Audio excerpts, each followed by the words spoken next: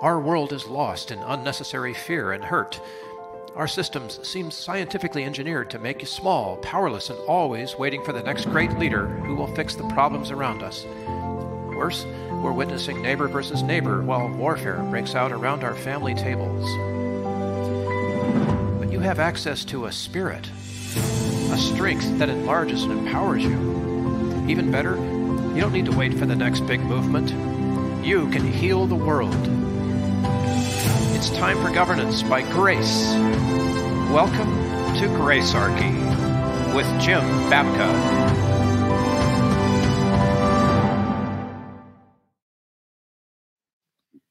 I'm scratching and writing notes and trying to frantically figure out how we're going to reassemble all of this later on. If you're listening or watching right now, know you're not alone. So this is the part two of part two, in which we want to cover things like claims, cover-ups, and politics. Yeah, we're talking about how conspiracies work, and let's just get right into it. Just to be clear, we're recording this right after we did the previous part because the first part was long, and we needed to be respectful of people's time. So here we are back again to finish up. Really the same topic, how conspiracies work, but there are, to my mind, three very important things we still need to say about that. Yeah, and we need to break each of those down. Start with the myths, the claims about, the bigger the claim, the better the conspiracy, right? Usually people believe the opposite, right? They say that if the conspiracy has too many actors in it, it's not true. They dismiss it. And they treat this like it's a trump card. Like your conspiracy is so big that it cannot possibly be true. Right. Birds aren't real, right? Yeah. Big conspiracies happen all the time. And it is not necessarily impossible. So, one of the things they'll say is, well, if this would have happened, people would have talked.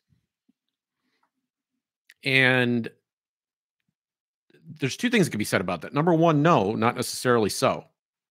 The Manhattan Project was kept a secret for a very long time. And what was said or what was done, there were lots and lots of people involved, and they didn't talk. And it was only after the war that some of the people began speaking. And it's taken a lot of time for us to get a much fuller picture of the story. And this is what tends to happen. So it is the case that you could have lots of actors involved in something and they won't talk. But on the flip side, there are many times when people have talked and they haven't been heard.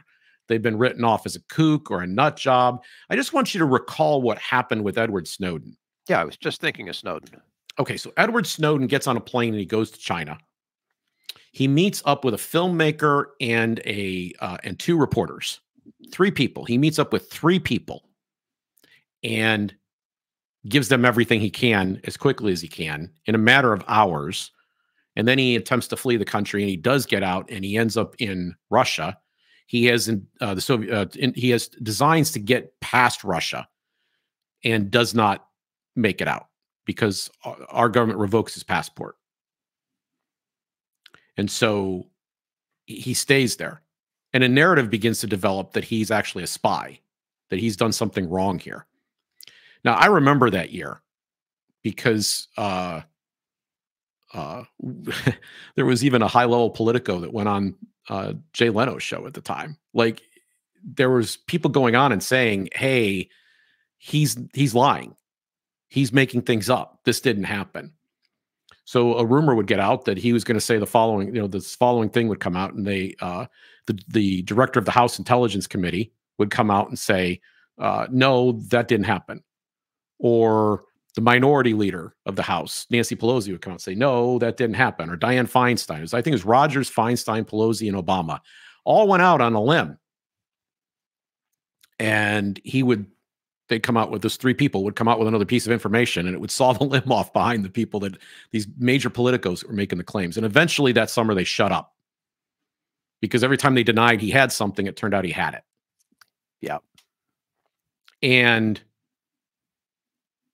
the tendency of the state is to make those people appear immoral, led by bad motives, possibly work in league with the enemy, foolish, they'll do something to attack their character that has nothing to do with the conspiracy itself. Oh, he's a traitor, This- obviously. Yeah, this fear causes people to not speak up, right? There are people who maybe fear their life or their career or their place with their friends and family in society, who recognize they're going to be attacked this way and choose not to engage in the discussion because of it. But along the way, some do talk and they don't get heard.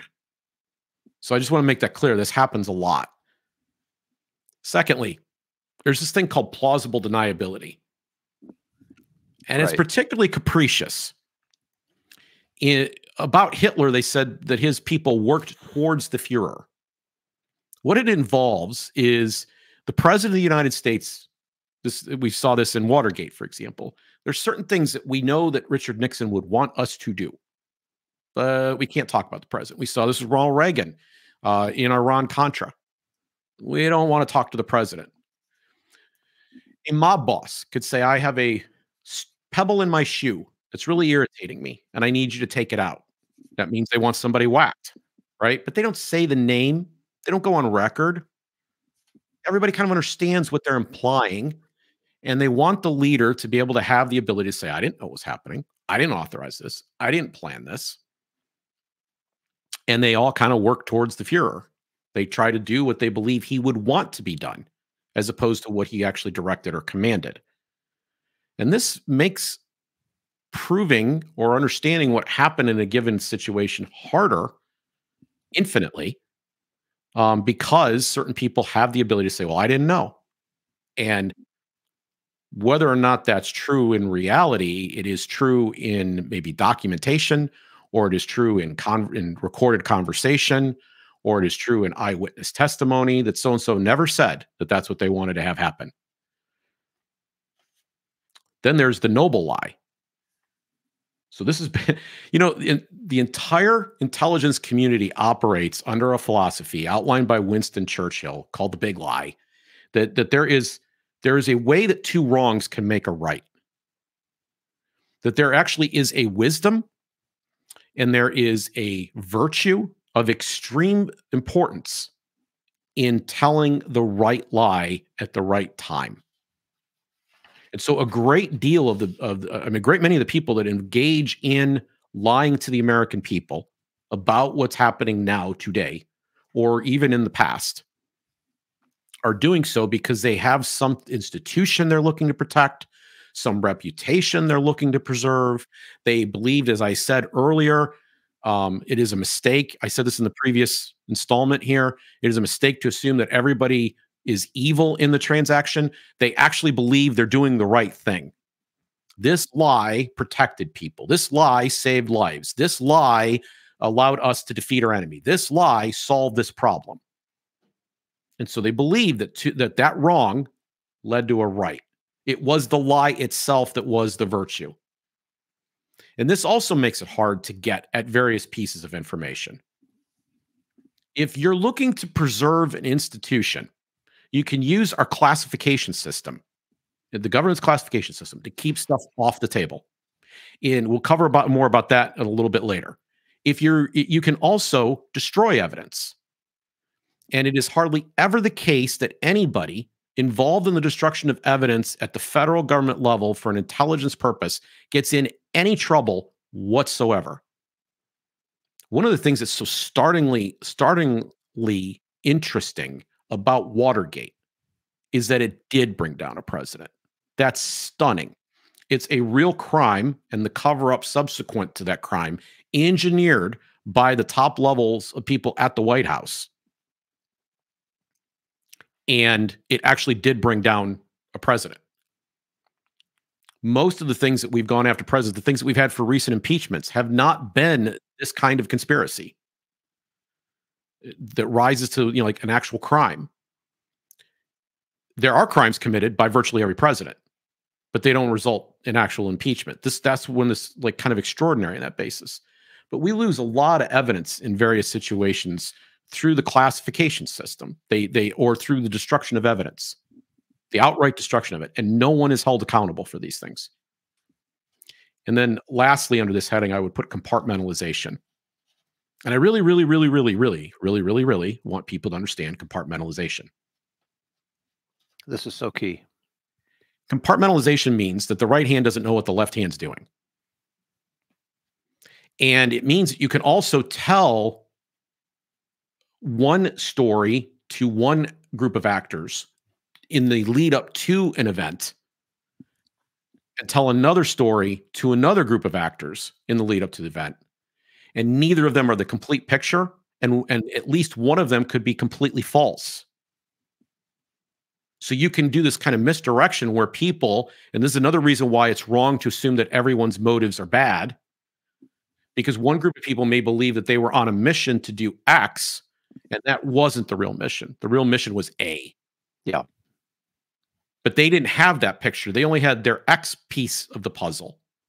And it was either not true or it was only a piece of the truth. The bigger picture was A. And so it's possible that you could have compartments going on all over the place. And our government knows this so well that they sold this idea to us with Al-Qaeda. Donald Rumsfeld went on national television. He held up a picture of a cave and showed all these different cave. They have these cave structures, and they had some sense of how the caves were constructed and how they had these tiers, and there was these people up here and these other people in the secret level here, and blah, blah, blah, and how they had ventilation systems and different compartments, and they had an alternate path out, and the whole 9 yards, except it all turned out to be crap. Yeah, they were using caves, but they were using caves the same way any one of us would use a cave, especially if there's a storm. You might go and hide inside it for a little while. Let the rain pass. That's how they were using caves, because caves were there. There was no elaborate constructed structure here. And they were suggesting that then these terrorists had cells, right? And they were in different locations, and they had their own set of instructions. And those cells weren't just in those caves. They spread out into the United States of America. They could be here right now. They're like a bomb waiting to go off. They have orders, they have training, they're doing certain things that we just can't know where they are. We've got to find their networks of support. And they aren't going to necessarily know of each other. They have compartmentalization. So, I believed all of this, people. This was part of how it went down. None of this turned out to be true. And yeah. Okay. But the reason your government would teach you something like that is exactly the way that they would spend your defense dollars. I was going to say, this is how military intelligence works. Caves, and then they would use intelligence, would have various compartmentalized cells. Yep. They are revealing a means or a method by which they behave. Yes, yes. Anytime I hear anybody say that, they couldn't, that needs to assume that everybody involved was evil, or like this thing was all these people involved in it, so it's because it's so big, it can't possibly have happened. They're basically saying it's impossible to gang stab Caesar. Someone will talk, but they do. They do talk. They do talk. And it turns out that it's not some elaborate plot in many cases. And in other cases, it is, because they are capable of compartmentalizing how they're going to get things done. So because I've said an awful lot, I want to say something simple to kind of wrap up this point and be clear. One of the things that's in the intelligence playbook for our government is for them to compartmentalize what it is that they're doing and to layer on top of it plausible deniability. So the order does not go all the way up to the top. It's an actor somewhere below. The information is either classified or destroyed. And beneath that, the people that are involved in the structure don't know what the other people involved in the structure did. And this happens a lot. Okay, so now we've talked about one aspect of it. How do we cover up all of this stuff that we've been propagating through compartmentalization and plausible deniability? Is there actual strategies for doing this? You've been hearing a lot in recent years about disinformation, misinformation, and malinformation. Malinformation is a relatively new word. Misinformation is a weaker word. Disinformation. These words have existed, but they've seen a big spike in their usage just in the last few years. Sure. Because now we have technology, we can leverage them. Yeah. Well, it turns out that the biggest purveyor on the planet of disinformation is, without a doubt, the state. Governments everywhere lie. And their number one target for lying, their number one target is their own people. You are the enemy, my friends, of your government. Your government does not trust you. Gary Nolan, I appear on his show virtually every Thursday. They have a catchphrase that he and his producer, Brian Hansen, like to use to describe why government treats us all like children on a variety of issues.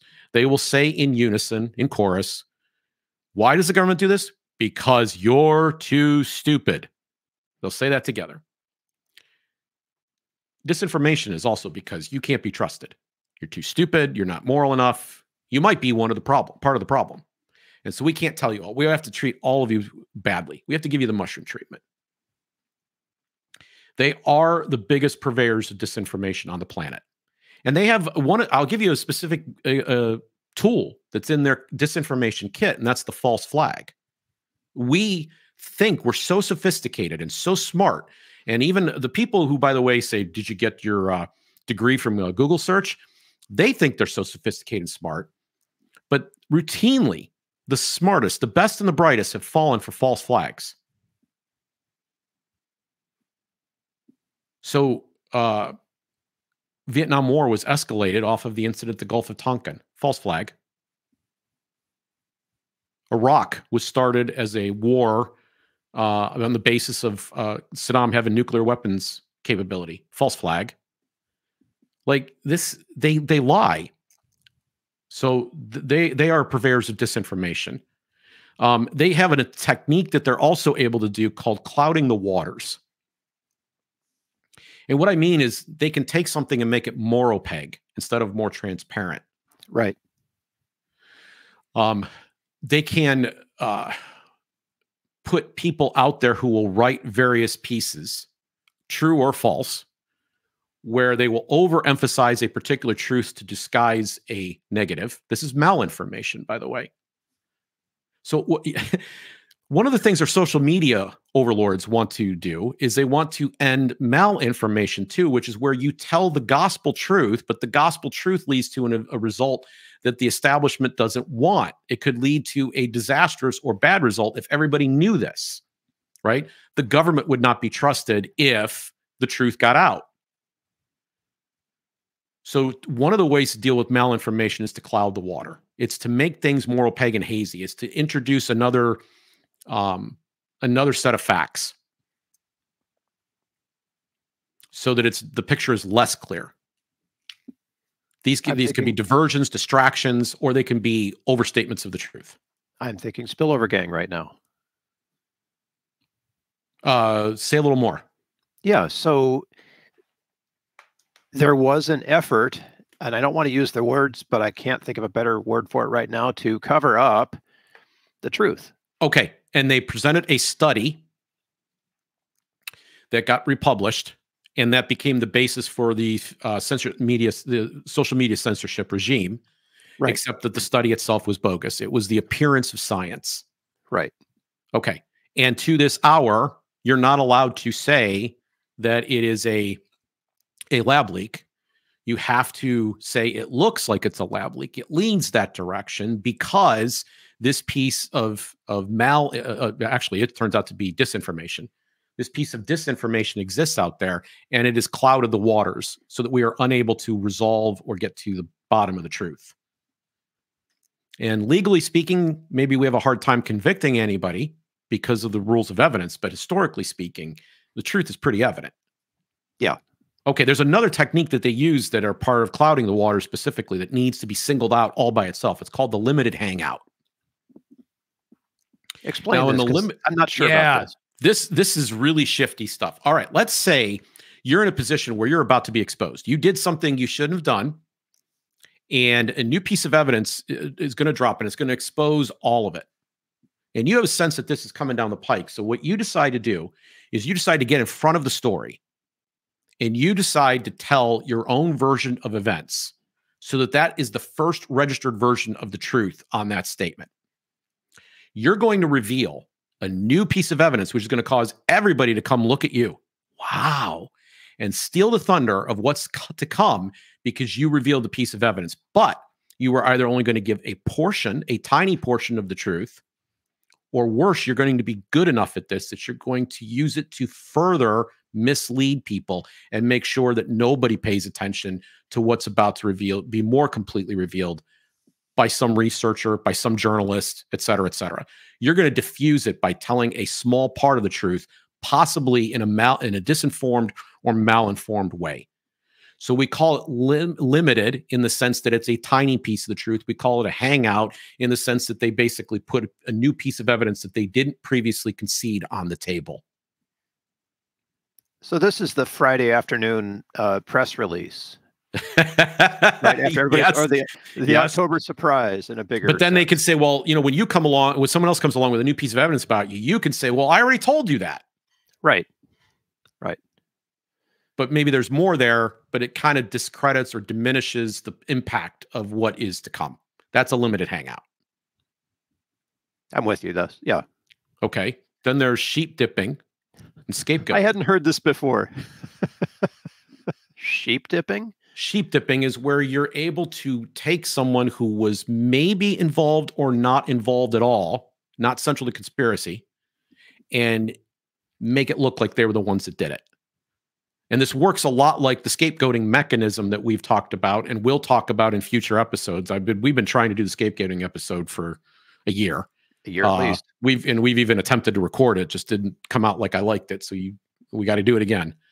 And I will. In the Girardian sense, which a scapegoat in the Girardian sense is a very specific thing. They are a person who gets blamed for the totality of the crime, who is not responsible for the totality of the crime. They may even be completely innocent. They're not necessarily, they may be partially to blame. So I want to pick out a specific example. I do not believe that the other scientists that were around Anthony Fauci that helped him cover up the lab leak are responsible for everything that happened, all the bad things that happened over the next few years with COVID. I don't happen to think that. That doesn't mean that they were innocent because they participated in a cover-up of important information, but they don't bear the totality of the blame. Another way to say this might be correlation versus causation. Yes. Right? Okay. Yeah. Some things are correlative, and somebody even may have played a role that was somewhat causative, but they are not the cause. Capital T, capital C. They're not the cause. They're not culpable in that sense. Well, sure, because we've compartmentalized enough. But the mob will show up then, and they will say, "We're going to blame this person, and that's going to solve our issue, our emotional issue with it. We've got our vengeance on them. We're okay." And that'll bring peace back. That's the role of the scapegoat, is to lay all the blame on one character who is not the true cause. They are maybe a partial cause or a small cause or completely innocent. And that's what a scapegoat is. So in an intelligence sense, if you're about to do something that is wrong or bad, you can sheep dip. You can take somebody and basically paste all of the grime of the crime onto them and say, this is our person or our persons or our group that is to blame for what happened. This is important because even when you have a situation like 9/11, where Al-Qaeda has a plot to attack the United States, even in that instance, there is blame to share. Osama bin Laden told the world long before 9/11, and more than once, he issued something called fatwas. And this became a big news item in November of 2023, because there was a whole new generation of young people who were either too young or not yet born, who read Osama bin Laden's statement for the first time and heard of it, and found out it wasn't that he hated us for our freedom. His motives, he had a list of them, and they were all historically accurate. So there is an opportunity to paste blame. So what false flags can also be a form of sheep dipping. We're blaming a particular group, said they're the ones that attacked us. Hitler blamed the communists when he was first taking over the government for the Reichstag fire.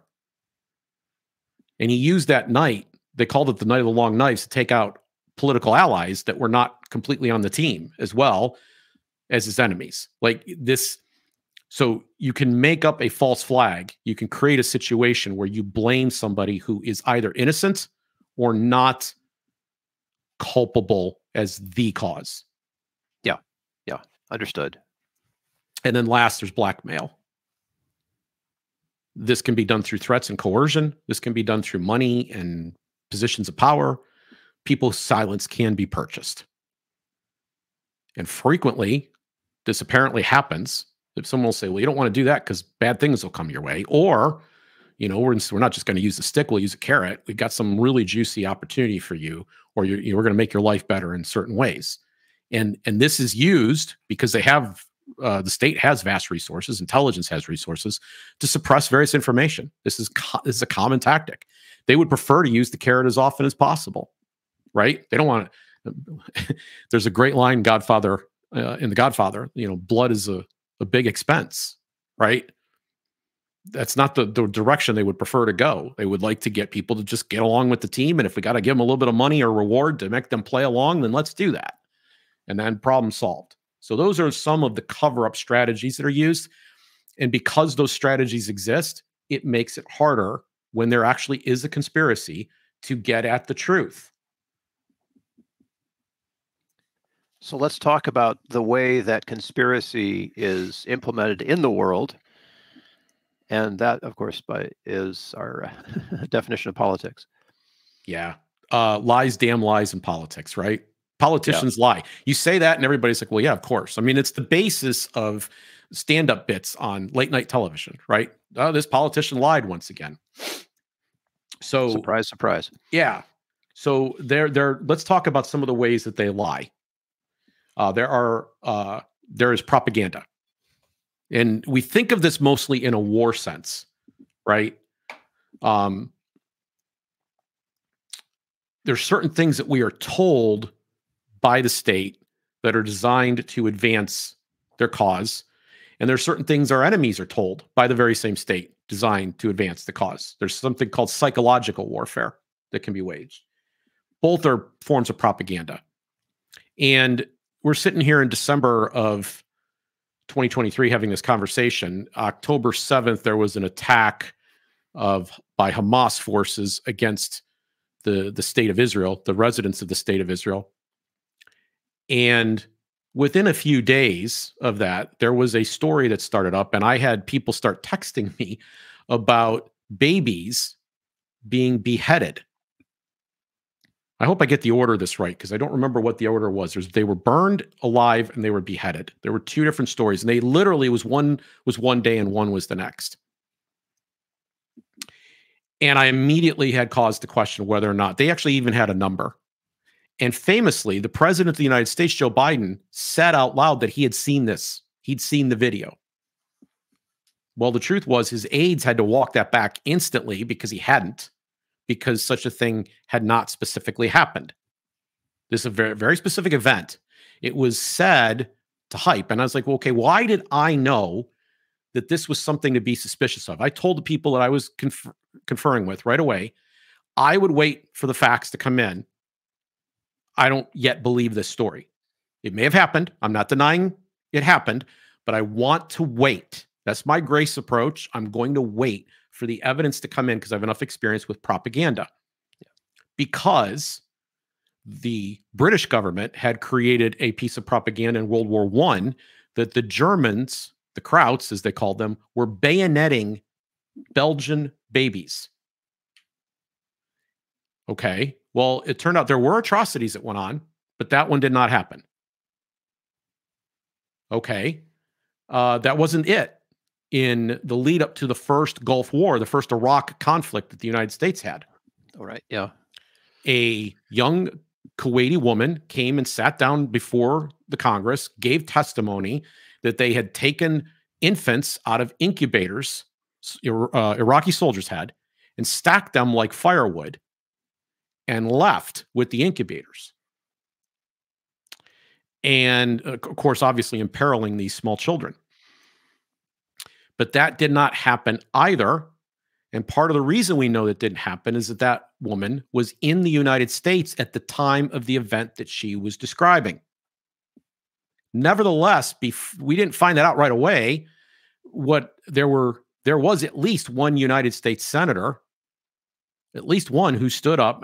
There may have been more, but I'm aware of one specific name who stood up and said this was a compelling or a large part of why he was voting for a resolution to authorize then President George H.W. Bush to be able to use force to expel Iraq from Kuwait. So, but it wasn't true. So propaganda comes out, and often it is exaggerated or false. And it turns out that our government had a program that was exposed in the 1970s called Operation Mockingbird. They were able to restrict newspapers from reporting certain events. They were able to use this as a tool in foreign governments as well. They would report and have various relationships where they had members of the media on their payroll, both domestic and foreign. And of course, those members of the media on the payroll would report certain things out that were the types of facts that they would have wanted people to have, even if they weren't true. And I'm not necessarily saying that the reporters knew they were lying. They wanted access to this source, or they were being paid in some way to share this information.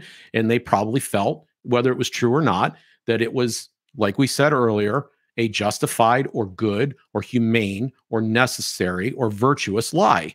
Or they believed that they were telling the truth at the time, and they were just willing to accept at face value and report accordingly. But Operation Mockingbird was literally something that was in existence and exposed by committees in the 1970s, particularly the Church Committee. And I can't help thinking of two things we've talked about on this show before. One is agenda setting, right? There's a media agenda setting theory where they have the ability to control the narrative. So what is there on the front page of the paper? What is there at the top of the radio news hour? What is there at the top of the headlines on your internet news feed? Whatever is coming through you most commonly on your social media. These are the things again and again and again that we spend our time talking about. And I know from my experience having been a radio host and a guest radio host that the topics I chose, the ones that make the phones ring, were the ones that were at the top of the agenda setting cycle. Those are the things that people were discussing, and those are the things that you could get the most calls about because they were being discussed. So the media has an ability to set the standard for what it is we are discussing. And if you're discussing one thing, that means you're not discussing other things. There's a long list of them. Those things are not getting discussed or are not going to get as much attention because they're not up in the agenda. Go one step further and get into the philosophy of Baudrillard, which is commonly understood in the movie The Matrix, right? We exist in a fictionalized universe where we don't know what the truth is. We only have what we've been told. And so people will say, well, we already know this for a fact, or that for a fact, or the other thing for a fact. And it turns out that it takes a long time for the truth to arrive on a lot of things. And a lot of what people think they know turns out not to be true. A lot of the initial reporting of an event ends up failing them. So if you add in the perniciousness of the fact that the government has had in the past programs, and I suspect to this day still does, where they can control the media narrative. And you're going to say that you can quote the Atlantic or the New York Times or the Washington Post or MSNBC or Fox News, and you somehow or other have some hold on the truth. Most people haven't done enough homework to be able to say that. I'm always chagrined reading articles where they unnamed sources close to the, person of interest, or unnamed if officials within the government. Well, if they aren't named, how do we know for sure? Yep. That's exactly right. That's exactly right. And again, there's a level of homework that's required that is pretty immense, and most of us don't have the time for. Even me sitting here doing the show, one of a recurring theme between Bill and I, ladies and gentlemen, is how many things I'm trying to research and haven't quite gotten done yet. It's just, or that I'm never going to get to, and I'm frustrated because I have some sense, I know what's going on, but I need to have my facts lined up before I get here to say them to you. And most people don't have the time to devote to this that I've got. So anyway, let's move on to the next one, because we've got, in fact, for this one, we've got a great quote. We can put up on the screen here. What the state hides. I love this quote. It's from Russell Baker. And we borrowed this from a meme You know, this show is sponsored by the Zero Aggression Project, its sister organizations, Downsize DC, zeroaggressionproject.org. And I love this quote. He says, the government commonly leaks classified documents when it deems publication convenient to manipulate public opinion to its advantage. Only the government, it seems, has a legal right to manipulate opinion with hot documents. In other words, if you leak documents from the same file that would make the government look bad, then you've committed a crime. Pentagon you've Papers, literally, right? yeah, there, perfect example. You've literally committed a crime. The Pentagon Papers and Julian Assange are two big examples of this. These were actual, factual truths shared with the world, that it was punishable. It's a punishable offense to have done so. But the government leaks stuff on purpose all the time to shape public opinion. So they're not lying to you. They're giving you the truth, but they're giving you the truth that's convenient to them. And they're withholding the truth that is inconvenient to their cause. They're doing this all the time. Inconvenient truth, huh? Then there's the Blue Ribbon Commission, right? Oh okay, we've got a big problem, so we're going to solve that problem. We're going to get some of the best, most trusted people in public life to get together, sit on a committee. By the way, they don't do much. They have staffs that do 90% of the work, and they control what that commission even sees and what that commission renders judgment on and what that commission has an opportunity to ask questions about.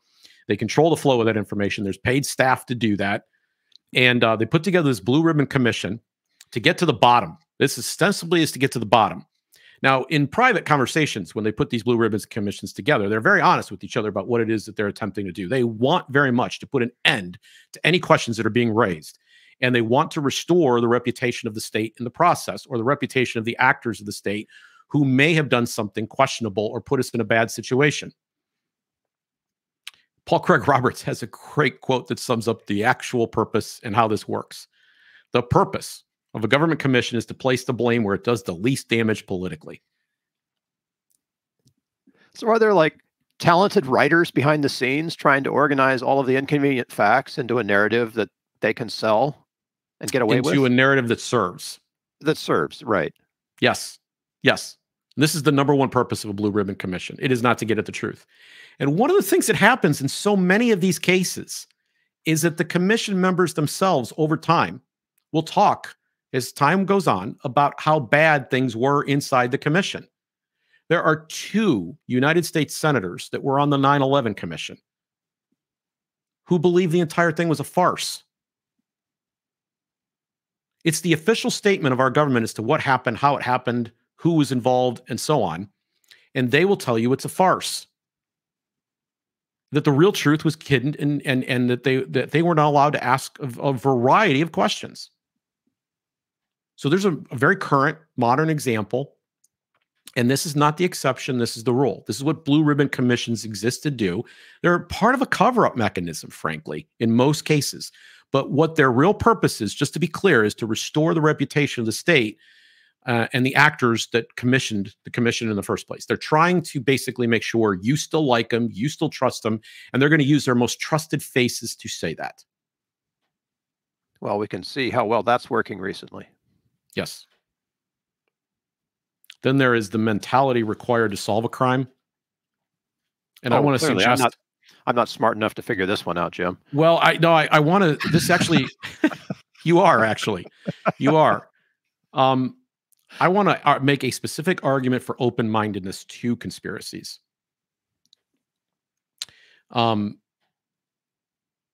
Prosecutors and detectives are conspiracy theorists. Let me say that again. Prosecutors and detectives are conspiracy theorists. Now, it may turn out that their conspiracy is false, and if they're doing their job correctly, they're completely open to the idea that whatever hypothesis they're operating under and trying to solve why a given bad event happened, why a crime occurred, if they're open to the fact that the parties that they initially are theorizing are innocent or didn't do it in the way that they initially hypothesized, then they're doing their job correctly. But they are going to have a hypothesis. They are going to have a theory. They are going to develop that because of evidence. They believe the evidence is leading them in that direction, and they will in the case of the prosecutor in particular, be very zealous in trying to accumulate additional evidence once they're fairly convinced of the fact. That is a conspiracy theory encapsulated. That is a conspiracy theorist. Every prosecutor worth their salt, every detective worth their salt is a conspiracy theorist. I'm saying that if you are not open to the possibility of conspiracy in situations where they actually occurred, you cannot see the actual evidence. You will miss it. So you cannot just simply hand wave something off in many cases. I jokingly referred to flat Earth because that one's pretty easy to wave off. But in many cases, you can't, because you don't have enough of the facts. And the only way that you're going to know to find them, to even begin to look for them, is if you have some open-mindedness. And I'm leaving you hanging here, but in an upcoming episode, I'm going to show you where I and a group of my friends did precisely this. This openness, contrary to all U.S. establishment resources, allowed us to see something nobody else did. Now everybody admits. And I have the proof that we did this, and I will share it with you. But you have to have that mentality coming into this because of lies, damn lies in politics. It's going to be a good episode, people. Trust me. One more thing. I want to close with Julian Assange. Oh, yes. And a passionate plea. Exactly. A passionate plea for his liberation. The grace position is that man should be free. The proper legal position is for that man to be free. He has already received undue punishment. He's already essentially been imprisoned and is now presently actually imprisoned for not committing any crime.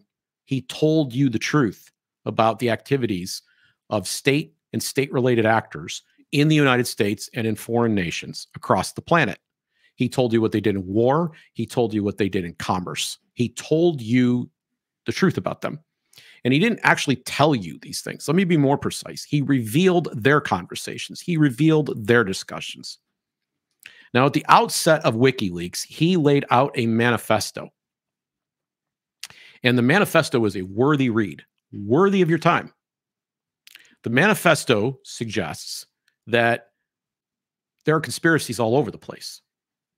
And he had a very specific method for unraveling them, and that was to decrease the level of trust they had from one party to another. What he wanted to do was get inside their communication channels, pull the information they were sharing with each other out, and put sunlight on them, show them to the world. Now, when that happens, Bill, when that happens, that means that, like, let's say there's a piece of discussion between you and I, and somebody reveals that discussion. One of the people that I'm going to suspect is you. And one of the people you're going to suspect is me as the source of the leak. Or we're going to wonder who else was sitting in that channel between us or was in those meetings between us and whether they can be trusted. So the speed at which a conspiracy can move, the effectiveness that it can have, has a lot to do with trust, and it has a lot to do with being able to use the simplest methods of communication. So if every time I have to convey information to you, I have to meet you in person, and maybe we have to put the cone of silence on our heads, that's going to really restrict the flow of information. If, conversely, we can just make a phone call real quick and we can say it out loud, we don't even have to speak in code. We can be very blunt. Go kill so-and-so. Then we can move rather fast. Sure. So conspiracies would be impeded by breaking down trust in the parties involved and trust in the methods of communication involved. The more we have to ensure that we're being careful what we say and the means by which we say it and to whom we say it, the slower or more debilitated we are. Maybe some conspiracies don't even occur because of the difficulty. In fact, if I know that at any given moment somebody's in and got the information, maybe I don't pursue the conspiracy at all. And he believed crime, state-level crime, could be reduced dramatically as a result of this factor. And you know what? His opponents believe that too, to this very hour, which is why they say we have to block this man away.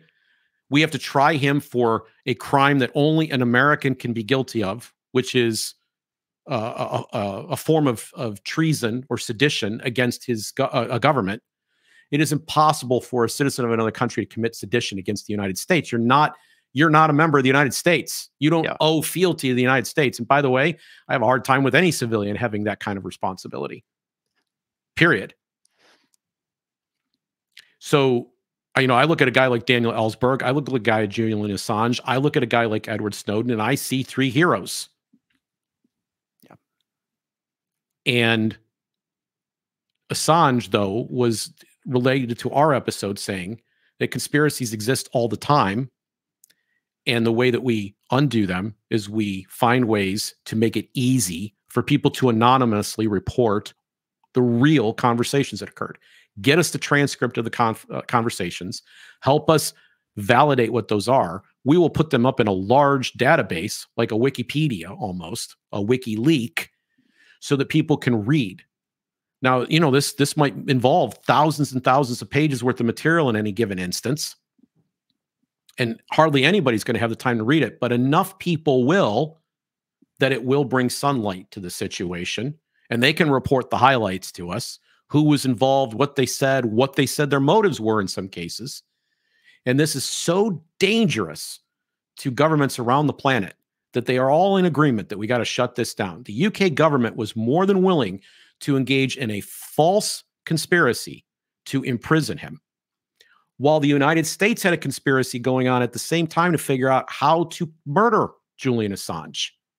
Both things were happening simultaneously. The UK's moved first, and they got him in. They got false charges against him. Those charges were eventually dropped, but they are still to this hour cooperating with the United States and holding him in a fundamentally wrong fashion. He's never been convicted. And the crime that they're charging with him is a sham. Why? Because Julian Assange believes in conspiracy theories and he explains how they work. So if you don't believe in me, but you claim to believe in Julian Assange and Edward Snowden and Daniel Ellsberg, then you have to, by definition, believe that the state routinely and regularly engages in conspiracy. And the most gracious approach you can take is to A, have an open mind to that possibility and consider the evidence where you have the capacity to do so. B, be quiet where you don't. C, never insult anyone who engages in these kind of conspiracies. Bill, what we're going to do here in the near future, I hope and pray, is begin to give you some concrete examples of your government engaged in conspiracy. Some of them are very debatable, but we're going to show you that the story is not as open and shut as it seems, and that authorities did not tell the truth in those situations, even if their story ultimately turned out to be true. They engaged in a period of misinformation, disinformation, malinformations, and outright lies, damned lies. Because I think it's important, if we're going to build a more gracious world, that we understand one of the forces that is actively combating the arrival of it.